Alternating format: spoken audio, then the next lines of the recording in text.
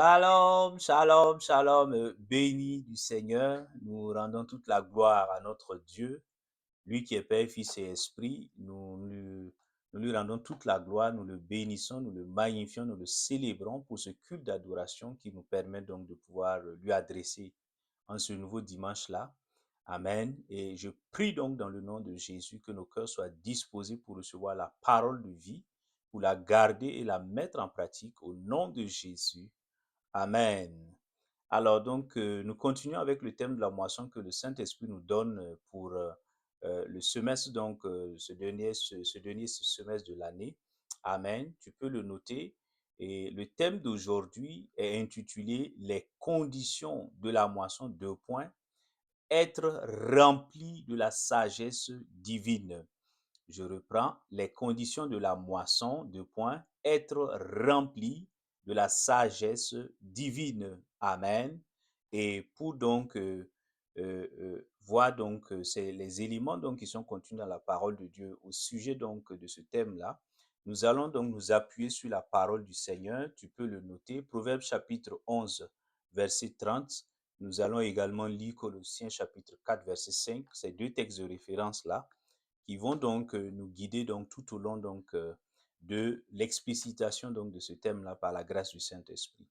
Alors, Proverbe chapitre 11, verset 30, il dit, le fruit du juste est un arbre de vie et le sage s'empare des âmes. Alléluia. Il dit, le fruit du juste est un arbre de vie et le sage s'empare des âmes. Amen. Et dans Colossiens chapitre 4, donc mon frère, ma soeur, Colossiens chapitre 4, verset donc 5, l'apôtre Paul écrit donc aux églises donc de Colosse là, aux chrétiens donc des églises de Colosse, pour attirer donc leur attention également sur la nécessité d'avoir donc d'être rempli donc de la sagesse divine, mon frère, ma soeur. Donc Colossiens chapitre 4, verset donc 5, il dit, conduisez-vous avec sagesse envers ceux du dehors.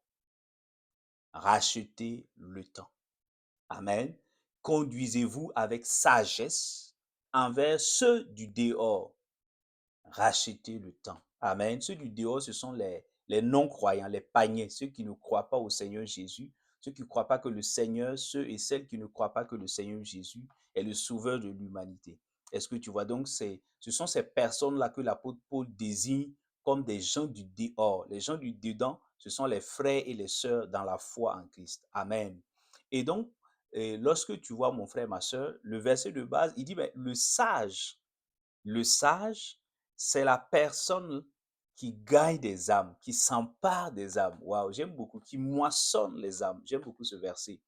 Donc, il est en train de l'auteur ou celui donc le rédacteur, parce que l'auteur c'est le Saint-Esprit, Amen, est en train de nous expliquer que pour gagner justement à travers ce verset-là, pour moissonner les âmes, nous avons besoin d'une clé essentielle. Alléluia. Nous avons besoin de satisfaire à une condition fondamentale, c'est d'être rempli de la sagesse divine.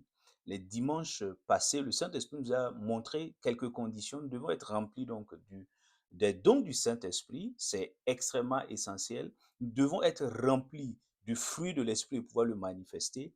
Mais un autre élément très, très important que nous devons donc mettre en application, rechercher et mettre en application, c'est la sagesse de Dieu. Alléluia. La sagesse divine, pas la sagesse tout court. Amen. Et nous allons le voir pourquoi. Alors, tu peux le noter, qu'est-ce que la sagesse divine, la sagesse de Dieu? Amen. Il est extrêmement important que nous puissions donc comprendre cela. Et comme je le disais donc tout à l'heure, la sagesse de Dieu, il est très important d'ajouter toujours la sagesse divine parce que il y a deux grandes catégories de sagesse. La Bible, donc les Saintes Écritures distinguent deux catégories de sagesse, à savoir la sagesse donc des hommes et la sagesse de Dieu. Amen. Il dit la sagesse d'en haut, la sagesse terrestre. Et donc, tu peux le voir donc dans dans Jacques, pardon, Jacques chapitre 3, mon frère, ma soeur. Et donc, nous voyons cela. L'apôtre Jacques le dit clairement. Il dit, ben, Jacques chapitre 3, verset donc 15, il dit, cette sagesse n'est pas celle qui vient d'en haut, mais elle est terrestre, charnelle, démoniaque. Verset 17, la sagesse d'en haut, alléluia, est d'abord pure, ensuite pacifique, modérée, conciliante, pleine de miséricorde et de bons fruits, sans partialité, sans hypocrisie. Alléluia. Amen. Donc tu vois, Jacques est en train de nous donner la révélation que nous devons donc rechercher la sagesse, non pas des hommes, parce que cette sagesse-là, elle est souvent même elle va à l'encontre de la sagesse de Dieu parce qu'elle est nourrie donc à partir des cultures, des traditions, des expériences au niveau donc université, au niveau scolaire, etc. Amen. Et souvent, l'ennemi s'y glisse avec des idées, avec des raisonnements qui contredisent donc la volonté et la parole de Dieu. Alléluia. Donc, nous devons, c'est pourquoi donc l'apôtre Jacques attire notre attention sur le fait qu'il y a une sagesse terrestre, amen, qui par certains de ses aspects, peut être inspirée donc par l'ennemi. Mais le plus important en tant qu'enfant de Dieu pour toi et moi, c'est que nous devons soupirer, désirer, rechercher, obtenir, alléluia, être remplis de la sagesse divine afin de pouvoir moissonner les âmes. C'est une des conditions fondamentales. Il ne s'agit pas d'aller d'abord sur le terrain d'évangélisation avec un zèle, comme dit l'apôtre Paul, un zèle amer, sans intelligence. Non. Il s'agit d'abord de recevoir, de comprendre ce que c'est la sagesse divine, de la recevoir, de la mettre en pratique. En ce moment, nous voyons les fruits. Les âmes commencent à venir au Seigneur. Alléluia. Parce que nous avons activé cette clé de la sagesse divine. Je prie qu'il en soit ainsi dans ta vie et dans ma vie. Au nom de Jésus. Amen. Alors, et justement, quand tu regardes l'épître de Jacques, là, Jacques dit, ben, la sagesse de Dieu, il donne quelques caractéristiques.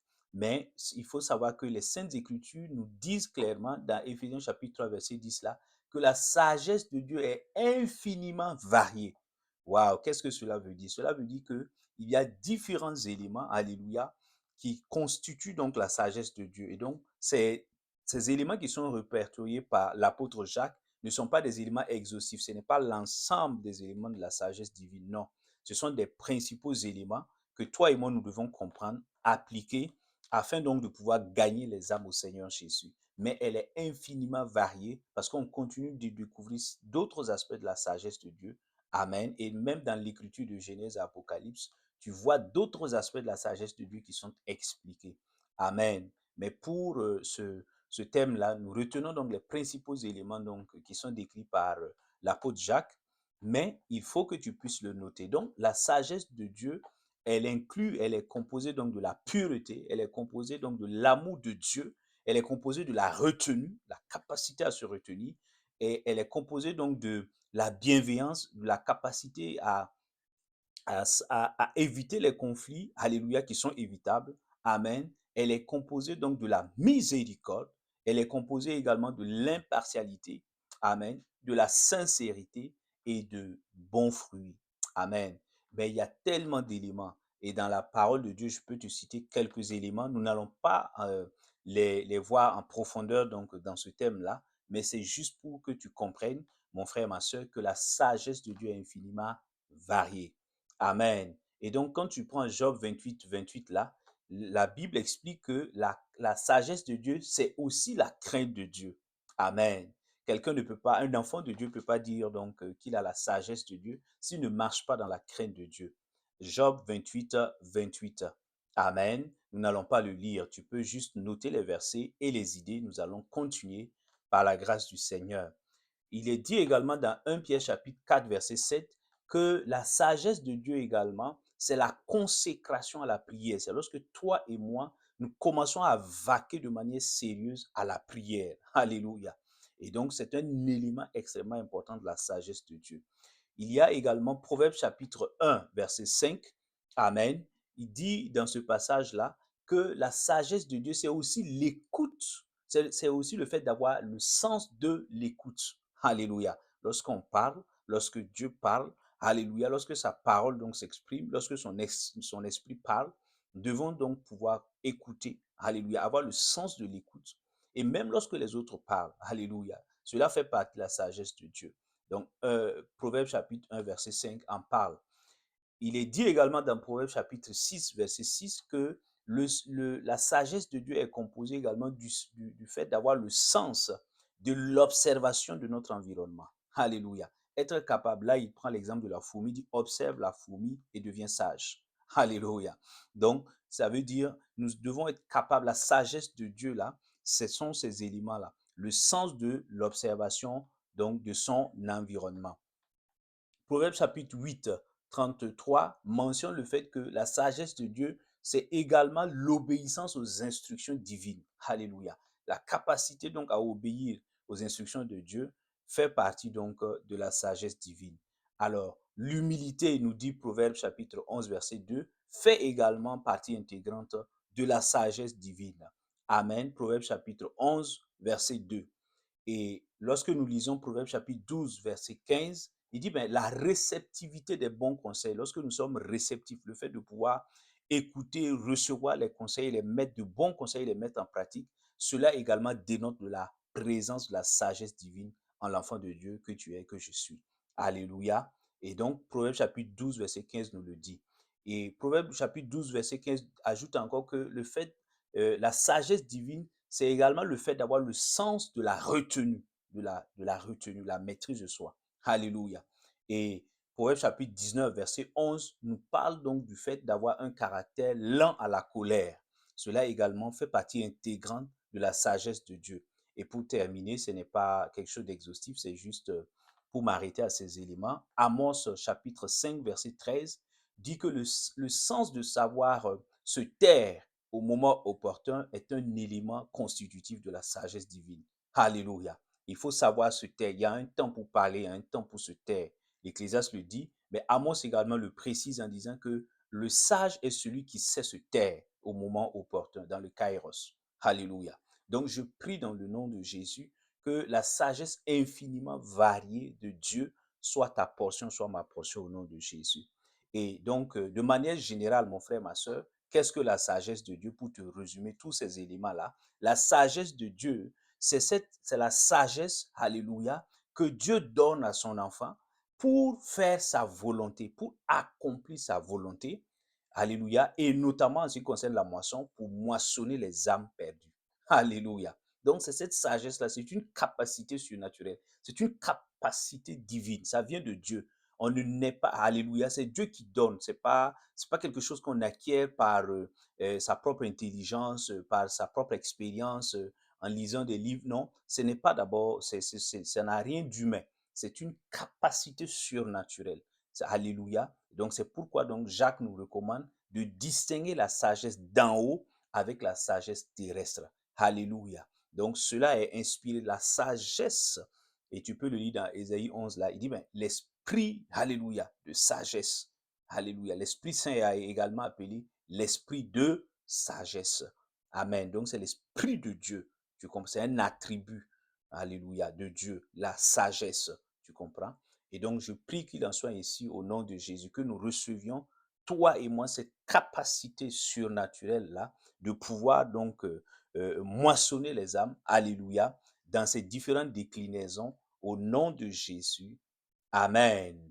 Mon frère, ma soeur, donc nous allons voir maintenant dans quelle mesure, tu peux le noter, dans quelle mesure le fait d'être rempli de la sagesse de Dieu là, amen, donc cela donc permet justement, cela favorise la moisson donc des âmes. Donc tu peux donc le noter, mon frère, ma soeur. Alléluia. Donc dans quelle mesure, dans quoi la plénitude de la sagesse divine favorise-t-elle donc la moisson des âmes? Si toi et moi, pour pourquoi toi et moi, nous devons être remplis de la sagesse divine? Alléluia. Afin de pouvoir moissonner, gagner les âmes perdues au Seigneur Jésus. Pourquoi? Est-ce que vraiment c'est nécessaire? Est-ce que c'est pas facultatif? Non, la Bible précise que c'est une condition essentielle, amen, que nous devons donc satisfaire si nous voulons devenir des moissonneuses et des moissonneurs des âmes perdues pour le Seigneur. Est-ce que tu comprends? Alors, et nous allons voir juste quelques exemples dans les Saintes Écritures avec justement des personnes qui ont expérimenté cela, afin que tu comprennes que ce n'est pas quelque chose de théorique, c'est quelque chose de pratique.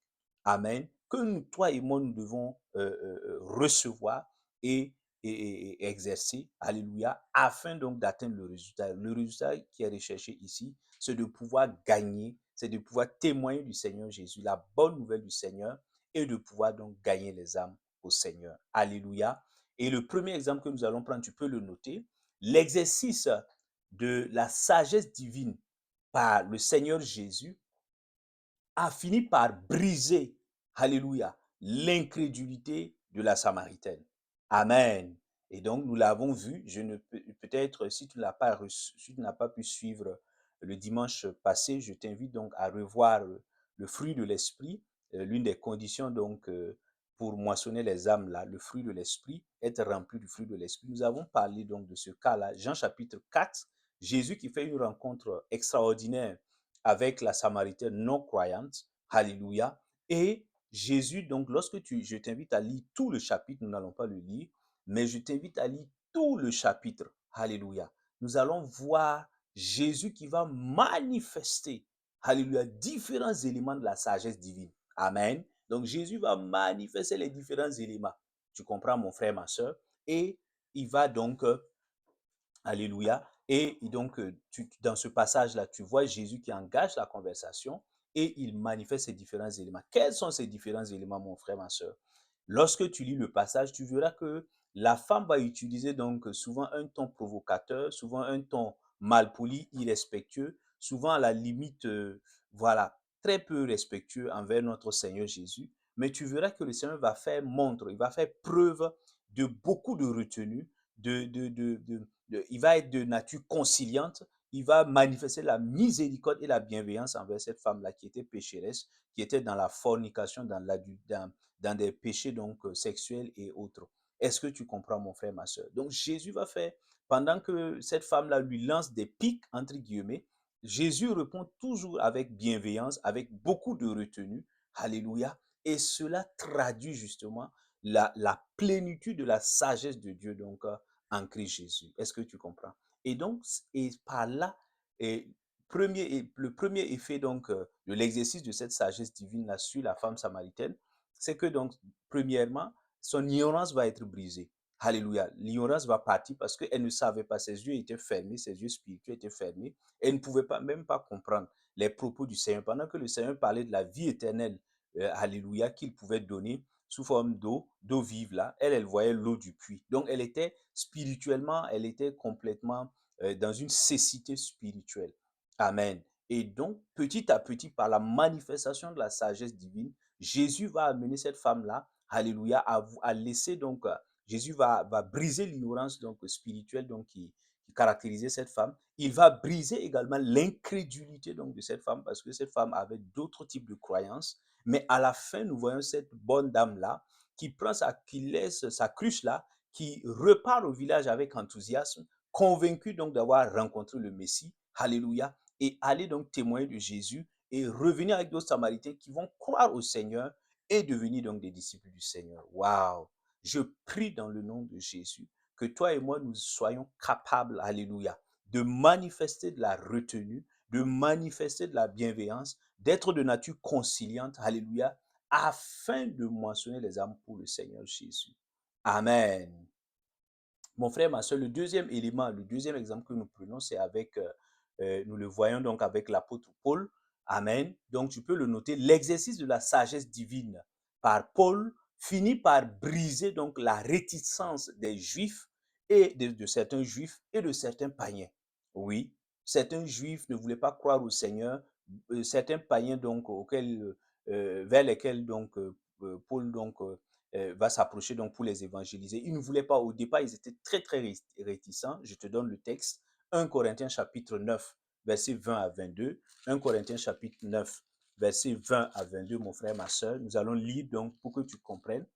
1 Corinthiens donc chapitre 9, verset 20 à 22. Alléluia. Donc nous voyons l'apôtre Paul qui montre justement, qui fait preuve de sagesse divine dans ce passage-là et les résultats sont extraordinaires. Amen. Et donc, nous lisons 1 Corinthiens chapitre 9, verset 20 à 22. Il dit, avec les Juifs, j'ai été comme juif. Alléluia. Afin de gagner les juifs avec ceux qui sont sous la loi, comme sous la loi. Et pourtant, je ne suis pas moi-même sous la loi, afin de gagner ceux qui sont sous la loi. Avec ceux qui sont sans loi, comme sans loi. Et pourtant, je ne suis pas moi-même sans la loi de Dieu, mais sous la loi de Christ, afin de gagner ceux qui sont sans loi. J'ai été faible avec les faibles, afin de gagner les faibles. Je me suis fait tout à tous, afin d'en sauver de toute manière quelques-uns. Alléluia. Est-ce que tu comprends? Je prie que tu prennes du temps pour relire ce passage de manière très calme afin d'en saisir toute la portée, toute la révélation. Paul dit, lui, il s'est fait juif pour gagner les juifs. Il s'est fait, alléluia, il a regardé, alléluia, comment gagner les juifs. Donc, Paul va manifester la sagesse divine en ces éléments-là, en quelques éléments, je peux te citer.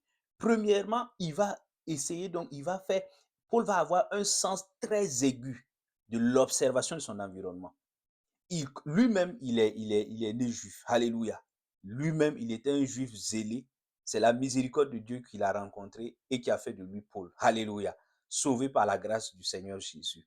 Donc, il le connaît bien. Il connaît la loi. Il a étudié donc la Torah avec donc son mentor spirituel qui était le docteur Gamaliel. Donc, il connaît bien la culture juive. Il connaît la philosophie juive. Il est très érudit, Paul. Alléluia. Et il dit, je me suis fait juif. C'est pas qu'il a embrassé la religion judaïque, le judaïsme. Non, il ne faut pas comprendre ça dans ce sens, mon frère, ma soeur. Paul est en train de dire, j'ai observé la culture juive. J'ai observé le mode de raisonnement des juifs, moi-même étant juif. J'ai observé justement, alléluia, et leur sensibilité. Et alléluia, j'ai prié. Et l'Esprit de Dieu m'a conduit à utiliser ces éléments-là pour les moissonner au Seigneur Jésus. Est-ce que tu comprends? Alléluia. Lui-même va repartir dans la Torah citant des extraits pour convaincre les Juifs là que l'Éternel dont on parlait, le Messie qui était annoncé, il est déjà venu en la personne de Christ. Alléluia. Donc, et Paul va, alléluia, il ne va pas se gêner souvent à s'habiller donc comme les Juifs, pas parce que à adopter leur style vestimentaire, alléluia, ou leur style donc gastronomique, amen, mais cela donc ne veut pas dire qu'il a changé de religion, etc. Non. Paul va observer. Il va avoir un sens aigu de l'observation. Et il va utiliser donc les éléments donc présents dans la culture donc judaïque, dans la sociologie judaïque, pour prêcher la parole avec l'onction de Dieu. Et par la manifestation de cette sagesse-là, il va gagner des Juifs. Donc c'est le contexte de ce verset. Tu comprends, mon frère, ma soeur? Il dit, mais je me suis fait, alléluia, mais il y a d'autres qui n'étaient pas, j'ai été faible avec les faibles, afin de gagner les faibles. Qu'est-ce que cela veut dire, mon frère, ma soeur? Des personnes, alléluia, qui ne sont pas, qui sont faibles, alléluia, qui manifestent des faiblesses aussi bien dans la chair, mais Paul ne veut pas dire que lui, il va aller pécher parce que les gens sont faibles dans la chair. Non, mais il va faire preuve de miséricorde. Alléluia. Parce que c'est ça, c'est ça. Donc, Paul va faire preuve de miséricorde à l'égard, donc, pour comprendre que lui-même, il était donc, alléluia, sous les chaînes de la chair, mais c'est le Seigneur Jésus qui est venu le délivrer. Donc, il va se faire faible, pas en péchant, non, mais en faisant preuve d'une compréhension aiguë, en faisant preuve de miséricorde, alléluia, en faisant preuve de bienveillance, alléluia, à l'égard de toutes ces personnes-là, au lieu de porter des jugements négatifs sur ces personnes-là, non, Paul dit, j'ai été faible avec les faibles afin de gagner les faibles. Alléluia. Et cela témoigne justement, c'est un élément de la sagesse. Tu comprends, mon frère, ma soeur. Cette nature, cette capacité de Paul à se retenir pour ne pas juger donc ceux qui sont faibles, qui commettent donc des péchés, qui tombent donc sous la chair, non, mais à faire preuve de retenue, c'est de la sagesse. Cette capacité, c'est de la sagesse divine. Cette capacité à observer son environnement et à pouvoir utiliser des éléments de son environnement afin de prêcher la bonne nouvelle de Jésus et de gagner des âmes, c'est faire preuve également de la sagesse divine. Amen. Je prie que toi et moi, nous puissions également, comme Paul, manifester cette forme de sagesse divine-là afin de moissonner les âmes pour le Seigneur au nom de Jésus. Amen. Et nous citons également un autre, Alléluia. Nous voyons donc l'évangéliste Philippe, donc tu peux le noter, l'exercice de la sagesse divine par Philippe finit par gagner l'eunuque éthiopien. Amen. Et tu peux le voir dans Actes chapitre 8, versets 30 à 35, mon frère, ma soeur. La Bible donc décrit cette scène-là, elle est extraordinaire, elle est formidable. Amen. Et l'Esprit de Dieu nous enseigne, les Saintes Écritures nous enseignent et par rapport donc à la sagesse. L'Esprit de Dieu instruit Philippe et justement, il le prend et l'amène justement donc vers l'eunuque éthiopien qui était venu à Jérusalem pour donc adorer donc l'Éternel, le Dieu vivant. Et en repartant justement, il était en train de lire le livre d'Ésaïe, mais il ne comprenait pas grand-chose. Le livre d'Ésaïe qui était en train de parler donc de la venue du Seigneur qui allait porter les péchés de l'humanité pour sauver l'humanité, mais il ne comprenait rien, il ne savait pas de qui on parlait, etc. Et la Bible mentionne très clairement, et quand tu fais des recherches, tu vois que ce eunuque-là, c'était pas quelqu'un, c'était pas, il avait un statut élevé dans la société éthiopienne, d'où il était originaire. C'était un haut fonctionnaire, alléluia, de la reine d'époque. Et donc, il était vraiment dans une, il avait un certain statut privilégié. Et mais quand Philippe donc vient, Philippe lui pose d'abord l'approche des noms de la sagesse. Il lui pose simplement une question, il entend parler, il lit à haute voix, donc l'eunuque éthiopien lit à haute voix le texte d'Ésaïe, et donc Philippe s'approche, il lui demande, mais qu'est-ce que vous lisez? Il lui raconte donc qu'il lit Ésaïe, mais il ne comprend pas grand-chose. Donc, Philippe va faire preuve de sagesse encore en lui disant, OK, laissez-moi, permettez-moi de vous expliquer. En fait, il s'agit de Christ. Donc, il va commencer à lui expliquer le sens profond, la profondeur donc de la révélation qui est contenue donc dans la parole prophétique de Ésaïe. Alléluia. Et là, les yeux donc de l'eunuque éthiopien donc vont s'ouvrir et il va comprendre, son cœur va être touché et il va accepter, recevoir le Seigneur Jésus et même être baptisé quand tu vas lire la suite du texte. Alléluia. Mais c'est de la sagesse parce que quand Philippe vient, Philippe va manifester de l'humilité. Il est rempli d'onction. Alléluia. Mais il s'approche de lui avec vraiment un cœur humble, pas avec quelqu'un qui connaît la Bible. Oh, je suis le super man qui connaît, qui a fini avec la Bible. Laisse-moi, je vais t'expliquer. Tu es un IA. Non, il ne vient pas avec. Il a un sens de l'écoute. Il lui pose une question et l'autre qui lui répond. Donc, il tente de comprendre. Alléluia. Le sens de l'écoute fait partie de la sagesse divine. L'obéissance aux instructions divines. Et le Saint-Esprit, si tu lis le passage, le Saint-Esprit va lui dire, va près du char. Il va commencer à aller. Donc, quand le Saint-Esprit l'a pris de manière surnaturelle, l'a enlevé pour aller vers le nuque là, lorsqu'il arrive, il ne sait pas vers qui se tourner. Et le Saint-Esprit lui parle, il dit, va vers ce char-là qui est en train de partir. Et donc, et lui, Philippe va obéir. L'obéissance aux instructions divines fait partie, je t'ai dit, de la sagesse divine. Il va obéir. Alléluia. Et quand il va arriver, quand tu observes la façon dont la conversation donc se déroule, tu vois, tu perçois nettement que Philippe fait preuve, alléluia. Philippe fait preuve de beaucoup d'humilité. Amen. Malgré donc le fait qu'il connaisse les Saintes Écritures, malgré le fait qu'il soit rempli du Saint-Esprit, malgré qu'il soit rempli d'onction, alléluia, il va avec vraiment une humilité déconcertante. Il a le sens de l'écoute et il obéit aux instructions divines. Je prie dans le nom de Jésus que cela soit ta portion, que cela soit ma portion, afin que nous puissions moissonner les âmes pour le Seigneur Jésus. Amen. Et pour terminer, par rapport donc à ce point-là, nous allons prendre le cas de Étienne. Alléluia. Le cas de Étienne que tu connais très bien. Amen. L'exercice de la sagesse divine par Étienne fait taire les adversaires de la moisson. Alléluia. Je répète, l'exercice de la sagesse divine par Étienne l'évangéliste fait taire les adversaires de la moisson. Acte chapitre 6, verset 8 à 10. Acte chapitre 6, verset 8 à 10. Dans ce passage-là, on nous raconte justement que Étienne, tu le connais, c'est un monsieur, un évangéliste rempli du Saint-Esprit que le Saint-Esprit utilisait pour faire des miracles extraordinaires en son temps. Et cela bouleversait donc les Juifs et les païens.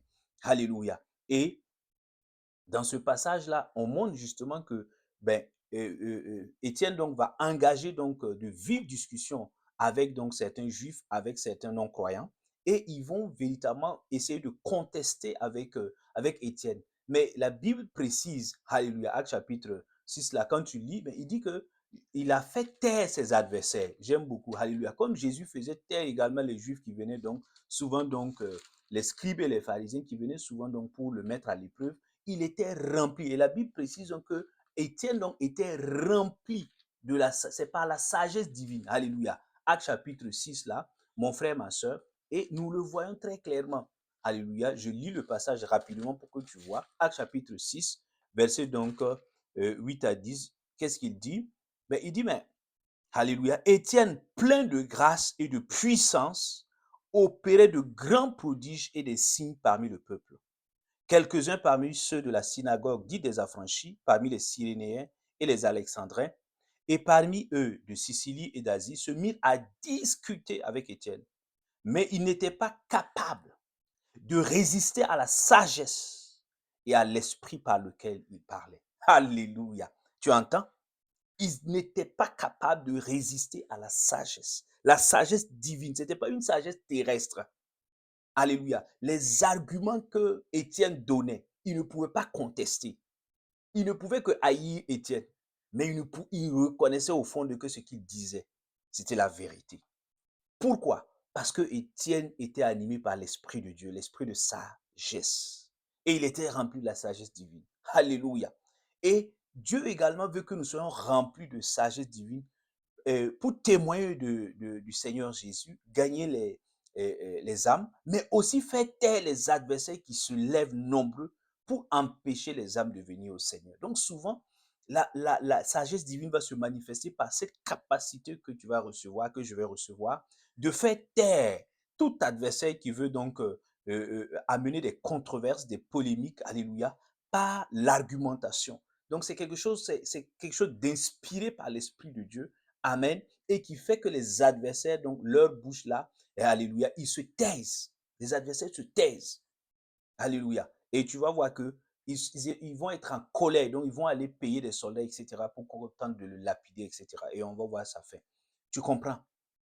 Mais je prie dans le nom de Jésus que nous puissions recevoir et que nous soyons remplis de l'esprit de sagesse, afin également, lorsque le Seigneur nous met à cœur, alléluia, que nous puissions au temps opportun faire taire les adversaires donc qui se lèvent pour combattre la moisson au nom de Jésus.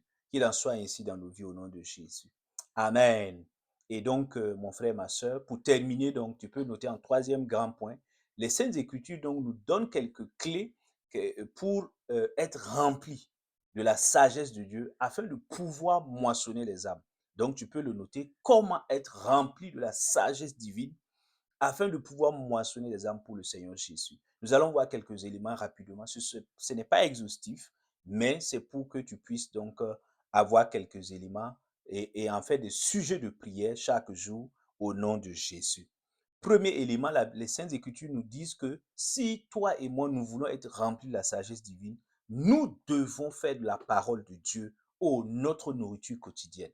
Oui, la sagesse de Dieu, ça ne va pas venir de tes livres philosophiques, ça ne viendra pas de tes livres de droit, ça ne viendra pas de tes livres de mathématiques, non, ça ne viendra pas des proverbes et donc des histoires donc de tes traditions, alléluia, ou des anecdotes de ta religion. Non, ça viendra de la parole pure de Dieu.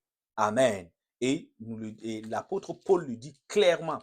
Il le dit donc à Timothée, et tu peux le noter dans 2 Timothée, donc chapitre 3, verset 15 là. L'apôtre Paul le rappelle très clairement. Amen. Nous allons donc lire ce verset-là pour que tu comprennes, mon frère, ma soeur. Alléluia. Et donc, dans 2 Timothée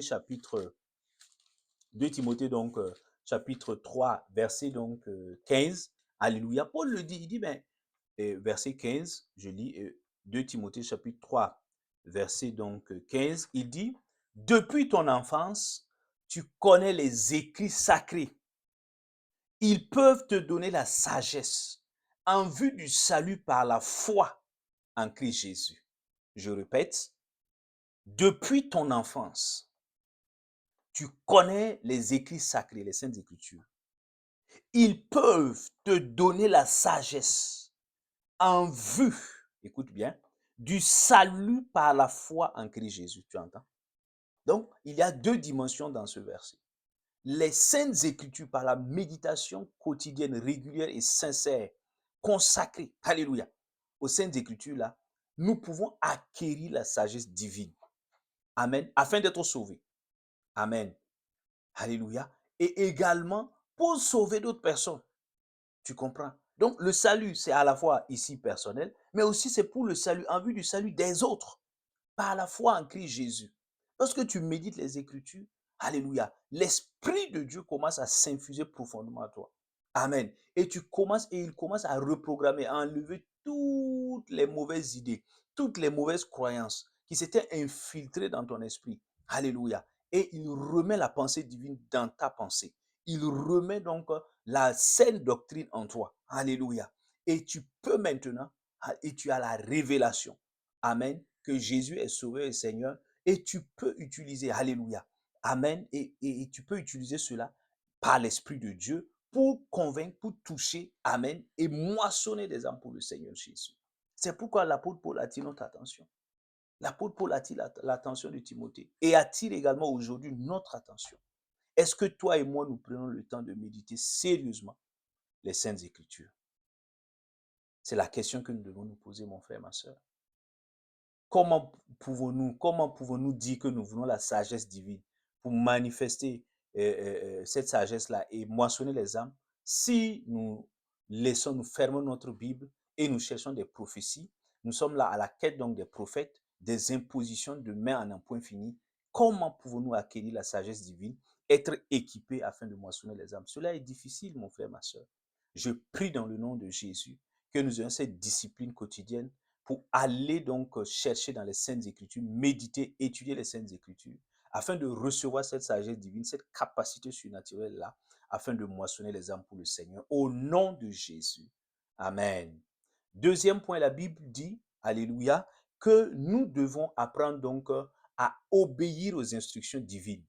Amen. Oui, dans Proverbe chapitre 8, là, verset 33, il le dit clairement. Proverbe chapitre 8, alléluia, verset 33, il le dit clairement, nous devons obéir, apprendre à obéir. L'obéissance au Seigneur est fondamentale dans le fait de pouvoir acquérir la sagesse de Dieu. Quelqu'un qui est rebelle, qui aime se raidir le cou, qui aime donc discuter avec Dieu, qui aime controverser avec Dieu, ne peut pas recevoir la sagesse divine. Il lui sera difficile de recevoir. Alléluia.